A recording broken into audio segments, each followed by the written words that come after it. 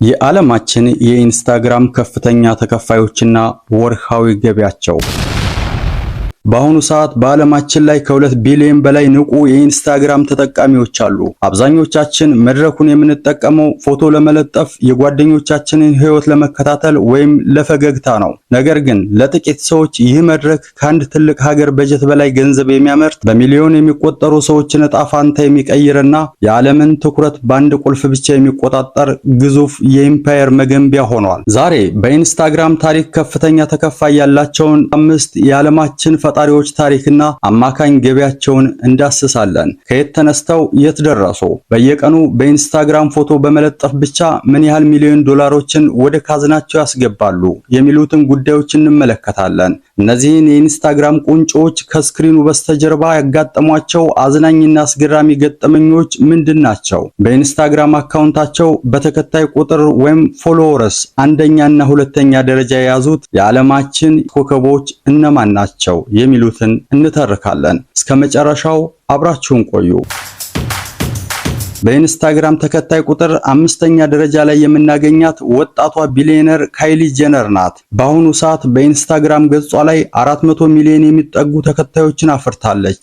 ካይሊ ዝነኛ የሆነችው ገና በህፃንነቷ ኪፒንግ አፕ ዊዝ ዘ ካርዳሺያንስ በሚለው የቤተሰቦቿ የሪያሊቲ ቲቪ ሾው ላይ በመቅረብ ቢሆንም ኢንስታግራምን ደግሞ የራሷን የቢዝነስ ግዛት መገንቢያ አድርገዋለች።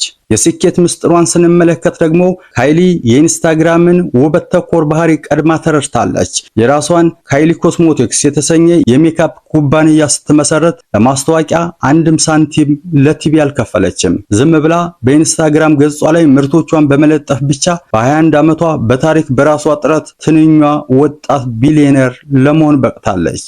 በ2018 ዓ.ም የልጇን የስቶርሚን እጅ የያዘችበትን ፎቶ ኢንስታግራም ላይ ስትለቅ 18 ሚሊዮን ላይክ በማግኘት በዓለም አንደኛ ሆና ነበር። ነገር ግን ከአንድ ዓመት በኋላ የዓለም ኢንተርኔት ተጠቃሚዎች ተባብረው የአንድ ተራ እንቁላል ወይም ኢግ ፎቶ በመለጠፍ የካይሊን ሪከርድ ሰባብረውታል። ካይሊም በነገሩ እጅግ ተበሳጭታ ያንን እንቁላል አስፋልት ላይ ሰብራ እየጠበሰች የምታሳይበት አዝናኝ ቪዲዮ በመልቀቅ ምላሽ የሰጠች ሲሆን ይህ ሁኔታዋም የተከታዮቿን ቁጥርና ዝናዋን ከፍ አድርጎላታል። ካይሊ ጄነር በኢንስታግራም ገጿ ላይ ለሚደረገው አንድ ጥንድ ስፖንሰር ፖስት እስከ 1.8 ሚሊዮን ዶላር ትጠይቃለች። ወርሃዊ አማካይ ገቢዋ ከኢንስታግራም ማስታወቂያዎች ብቻ ከ5 እስከ 7 ሚሊዮን ዶላር እንደሚደርስ ይገመታል። ቁጥር 4 የዓለማችን ተወዳጅ የሆሊውድ ተዋናይና የቀድሞው የWW ሬስሊንግ ሻምፒዮን ዲዋይን ጆንሰን ወይም ዘሮክ ነው። በኢንስታግራም ገጹ ላይ 400 ሚሊዮን በላይ ተከታዮች አሉት። ዘሮክ 24 ሰዓት ያለማቋረጥ የሚሰራ የጉልበትና የሞቲቬሽን ምልክት ነው። በኢንስታግራም ገጹ ላይ ንጋት 11 ሰዓት ላይ ጀምሮ ጂም ውስጥ ሆኖ ሰዎችን የሚያነቃቁ ቪዲዮዎችን ይለቃል። እንዲሁም የሚመገበውን ግዙፍ የምግብ መጠን ያሳያል። የእሱ ቀልደኝነትና የቪዲዮዎቹ ለብዙዎች ተደራሽ መሆን ተከታዮቹ በየቀኑ እንዲጨምሩ አድርጎታል። ዘሮክ በሄደበት ቦታ ሁሉ አድናቂዎቹ ይከቡታል። አንድ ቀን መኪናውን እያሽከረከረ ሳለ አንድ ወጣት አድናቂው መኪናውን አይቶ በደስታ እየጮኸ ከመኪናው ጀርባ በረጅሙ መሮጥ ጀመረ።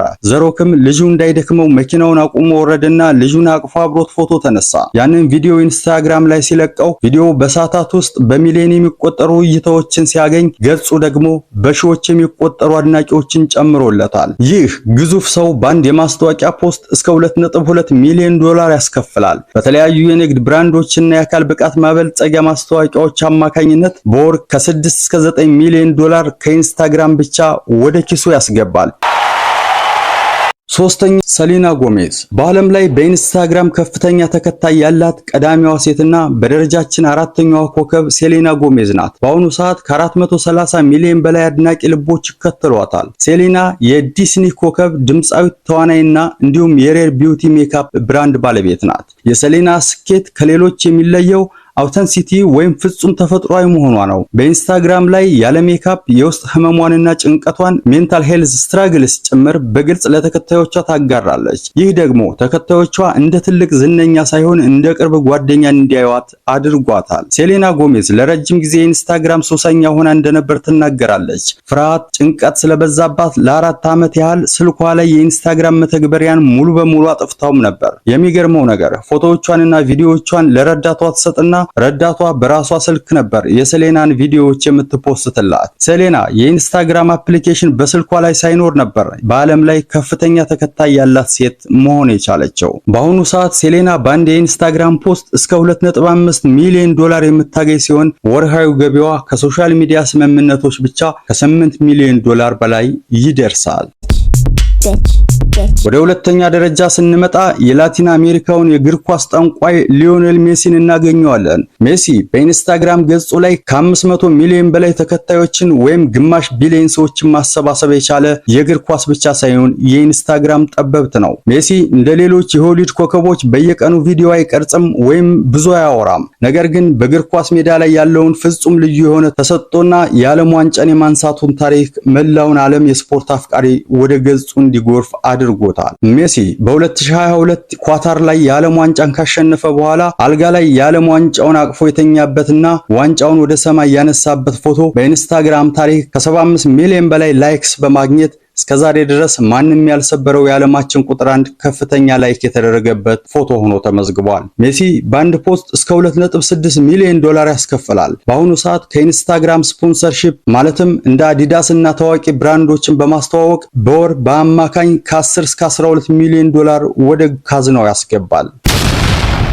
አሁን ቁንጮ ላይ ደርሰናል። እሱ በኢንስታግራም ብቻ ሳይሆን በመላው የዓለማችን ሶሻል ሚዲያ ታሪክ ከፍተኛ ተከታይ ያለው እውነተኛው ንጉስ ነው። እሱ ኢንስታግራምን ብቻ ሳይሆን የዓለምን እግር ኳስ በቀዳሚነት የሚመራ የኳስ ሜዳ ንጉስ ነው። ክርስቲያኖ ሮናልዶ በኢንስታግራም ገጹ ላይ ብቻ 600 ሚሊዮን በላይ ተከታዮች አሉት። ይህን የተከታይ ቁጥር በቀላሉ ስናነጻጽረው የአሜሪካ፣ የብራዚል እና የካናዳ የህዝብ ብዛት በጠቅላላ ተደምሮ እንኳን አይደርስበትም። ሮናልዶ የዲሲፕሊን የጠንካራ ስራና የፍጹም ብቃት መገለጫ ነው። ገጹን የሚጠቀመው የእግር ኳስ ህይወቱን፣ የራሱን CR7 ብራንዶችና ከቤተሰቦቹ ጋር የሚያሳልፋቸውን ውብና ማራኪ የእረፍት ጊዜያት ለማሳየት ነው። የሱ እያንዳንዱ የፖስት እንቅስቃሴው በደቂቃዎች ውስጥ በሚሊዮን የሚቆጠሩ እይታዎችን ያገኛል።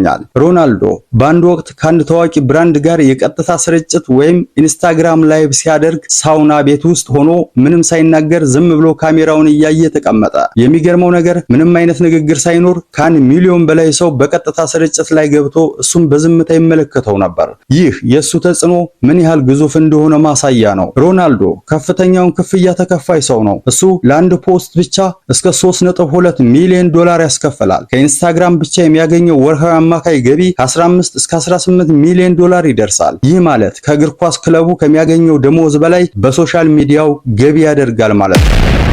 እንግዲህ በኢንስታግራም ዓለምን የተቆጣጠሩት 5 የዓለማችን የኢንስታ ኮከቦች ታሪክና የሚያገኙትን ገቢ ቃኝተናል። ከነዚህ 5 ታዋቂ ሰዎች መካከል እናንተ በብዛት የምትከታተሉትና ይዘቱ ይበልጥ የሚማርካችሁ ማን ነው? ኮሜንት መስጫው ላይ አጋሩን። ቪዲዮ ከተመቻችሁ ላይክ ማድረጋችሁንና በየቀኑ እንዲህ ያሉ አስገራሚ የዓለማችን መረጃዎችንና የሶሻል ሚዲያ ታሪኮችን ለማግኘት ቻናላችንን ሰብስክራይብ አድርጋችሁ የደወል ምልክቷን መጫን አትርሱ። በሚቀጥለው ቪዲዮ ዩቲዩብን የሚመሩትንና በዩቲዩብ ከፍተኛ ገቢ ያላቸውን ይዘት ፈጣሪዎች ይዘን እንመለሳለን። እስከዚያው በሰላም ቆዩ።